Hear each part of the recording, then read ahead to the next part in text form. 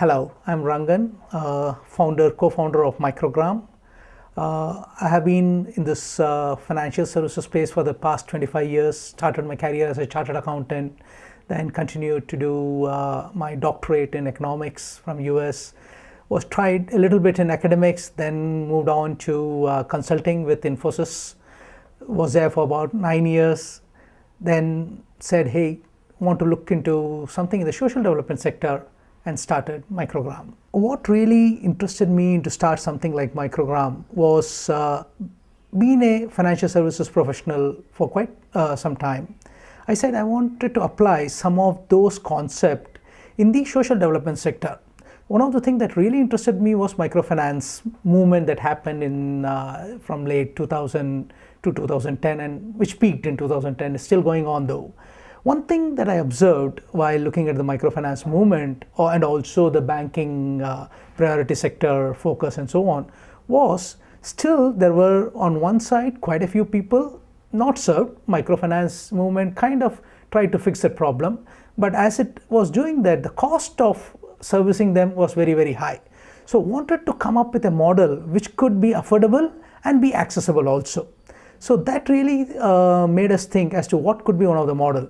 And the inspiration came from a model called Kiva in US, kiva.org, which was a crowdsourcing model of a peer-to-peer lending. We said how we can adopt that to make it available for India. Though there were one such initiative already happening in India, we said how do we improve upon that and be able to serve these underserved population. And that's when we started MicroGraam. And the whole idea was how do we bring it affordable. When I say affordable, it is like common man like us, if we are able to get from a bank a loan at a 14 to 16% interest rate, every citizen of India should be able to get it. That was one of the idea. And this should be sustainable, or in other words, that it is not something that somebody gives and we are able to have it at a lower cost, but people should be able to help others, and the people helping should be able to get a marketable return. So that's where we started MicroGraam, and today I think we are getting there. I look at MicroGraam model, two important things that it tries to achieve among the people in terms of who are getting this financial access. One, they are getting to have a say in the whole process. By way of the model, the way the model works is, let's say Chinnamma from Haveri district wants to buy a cow. She can say that I need 25,000 rupees for buying a cow, and I can afford up to 12% per annum interest, because that's what the cow, by selling the milk and utilizing for her own household, she will be able to afford. That is the beauty of the model, is saying that I can afford 12%, can you get me? And we don't discriminate. This model doesn't discriminate. Somebody saying I am able to pay 14% vis-a-vis I am able to pay a 12%. So since we have this technology platform and we take it to the various interested social investors, they could look at it and say, hey, this seems to be, she's coming from a very background which could be that they are interested in to help. They could say, yes, I want to help. I'm okay with a 12% or even much lower. So I could say, I as a borrower could say 12%. The other person who is investing could say, hey, I could give it to you at a much lower rate. I am fine with it as long as it supports your activity by which you are able to make your livelihood. So that is a big change, where we are able to bring both the lenders and borrowers more or less in the same plane. The borrower could state what they want, what they can afford. The lender or the person who is trying to support can say, hey, this makes sense to me. I am okay with this rate or even much lower rate. So that's the beauty of the model. And it's a choice given to both of them. So there is nobody who is saying that this should be the cost or this should be the price that you should be paying and so on. But there is some amount of facilitation being done to be in a range which makes sense to all the parties in the ecosystem. So that we feel is kind of the very different or innovative way, other than various ways of structuring the financial structuring, which really makes a lot more difference also in reaching out to some of these people. Now if you look at this model, since the potential of this model is, since it's individuals who are trying to support others in a sustainable manner, the potential is huge. What we feel is we should be able to reach out to the most underserved group who wants to stand on their own heads and who have the right potential. So we are looking at the next in 5 years or so, close to 100,000 people, touching about 100,000 people, and being able to impact in terms of their daily or average monthly income to go up by anywhere from 3,000 to 5,000 rupees, which especially in a rural kind of a environment is a huge impact. Today, if you look at, most of these people are surviving on pretty much one or two sources of income, assuming husband and wife having a small farm, and pretty much we are looking at small to marginal farm. Actually, come to think of it, quite a few of them even do not have their own farmland today. They pretty much work on either as coolie or on a leased land.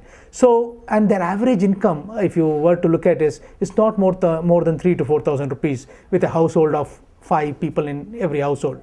So we wish to create that. Our vision is to reach out to about 100,000 people in the next 5 years or so, and be able to impact, at least improve their livelihood income by at least 3,500 to 5,000 rupees per month. The population with whom we work, pretty much the rural population, and as I said, it's predominantly small to medium farmers, households. We primarily work with women. What we have found is the energy in terms of doing something on their own, be able to grow, and the ambition to grow is very high among this, especially the women folks out there. They really want to try out new things. They want to take immense challenges. If you look at, I'll just give you an example. A woman wants to, say, start a flour mill. Today, she's working as a cook in one of the government schools. She takes care of her kids right from early morning to send them to school, cooks for them, goes to this school, takes care of the flour mill. She knows that from a certain time to certain time she wants to do it, and she wants to expand. This particular lady wants to, she started with a chili powder mill, then flour mill, and now she wants to buy a third machine. So in terms, and this she would be working from early morning, say anywhere from 5 o'clock till late in the night, and still be able to take care of their family and be able to do whatever she wants to do, in addition to serving her husband, helping her husband in their farm, and so on. So the energy, this is just one example, but majority of them are of similar kind of aspirations, and they just don't have the opportunity. They don't have the resources, not even the opportunity. They have the opportunity, they don't have the resources, and financial resource is one such resource which they really lack, in addition to some of maybe newer techniques or better way of managing the enterprise and so on, which also in our model we ensure that the organization that we work with kind of supports them in all these things. So the point is, I think we are working with a highly passionate, determined, more than passionate, determined, and wants to make a mark in their life. And the resources that they lack, one critical component which we are trying to support them is the financial resources, and if you provide them, I think they can do wonders. We are a social enterprise, but we believe in it has to be sustainable. It is for profit, and we believe every player, stakeholder in this chain or system should be sustainable. Let's look at our model. I started with, we said we want to have a model where people who are borrowing should be able to pay an affordable rate, and they should be determined. Let's take an example. If 14% per annum cost for fund is an affordable rate. Now, how does it get distributed between the various players in this whole chain? Now, we also said the lenders who are supporting should get a marketable return. So we say 6 to 8%, which is close to a fixed deposit return that one can get, is a reasonable return. So let's assume 6% is what the investor gets. 14% is what the borrower pays. Now the difference of 8% in between is how does it get distributed between the two more main players. One is this grassroots level organization or the NGO, which works with these members, with these people, and MicroGraam, which is able to facilitate the overall system. MicroGraam takes first let me come to the grassroots level organization. It takes about 6%. The way we came up with that particular number is primarily is that this organization is doing variety of different things, be it capacity building, training, and so on and so forth. And microcredit is one additional product offering to their members. Now, if you look at a typical average cost of operation, especially in the rural India, is about 10 to 12%. So we said, and that too, if you were to just focus on financing alone. And here is an organization, the people who are working on multiple things, this is an additional product. So we said 6 to 8% would be a good return for them to be sustainable. So we came up with a 6 number. So the balance which came out, which was 2%, is what MicroGraam takes as a service fee in the overall, in this whole value chain. Is 2% good enough? Yes, from a social enterprise point of view, or even a purely a commercial enterprise point of view, it is good enough. I mean, the best analogy for that, for me, is to say, let's take Visa. Visa is similar, where the funds purely flow through. There are merchants, there are payers. It takes 2%, and it's one of the most profitable company in the world. Clearly, there is a scale there. MicroGraam also feels as we bring in more scale, this 2% would be sufficient enough for us also to be sustainable, even though in the initial period it is going to be a challenge, but we feel as things grow, it should make every player, stakeholder, be sustainable in the system.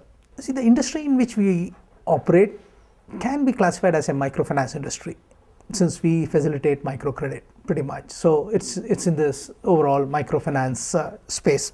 The potential is huge. If you were to look at even the recent numbers, 65% of Indian population, rural population especially, do not even have a bank account. So, though there are other informal credit channels which could be money lenders or otherwise. But if you just look at the number in terms of the credit demand per se, it's close to about 10 billion rupees in terms of what this particular sector needs and can absorb. So it's a huge market. So it also talks about one more thing in terms of not being served. That's what we said, be it the banks or the microfinance institutions or the informal sector like the money lenders. Even with all these players, we are hardly touching, I would say, 20 to 25% of the total demand. So there's a huge unmet demand still around that, which calls for newer models, newer way to reach the same sector and be able to service them. I think entrepreneurial ecosystem in India is growing at a very, very fast rate in terms of acceptability of startups, of new entrepreneurs coming in and trying out or experimenting in different areas. And especially over the last 3 to 5 years, what I observe is amazing support system.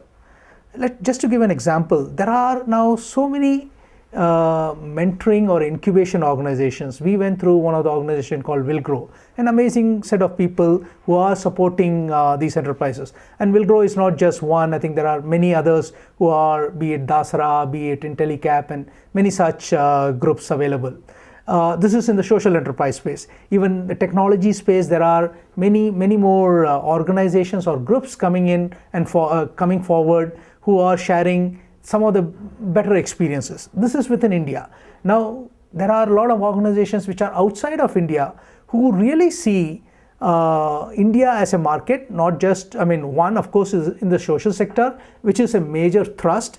In addition to that, even in be it telecom or be it IT and so on and so forth, I see both globally and within India. I think till date, if I were to take 20 years back, there were always, if I were to start something, I would normally think, hey, should I be starting in US or Singapore or somewhere where the environment is much more conducive if you have a new idea.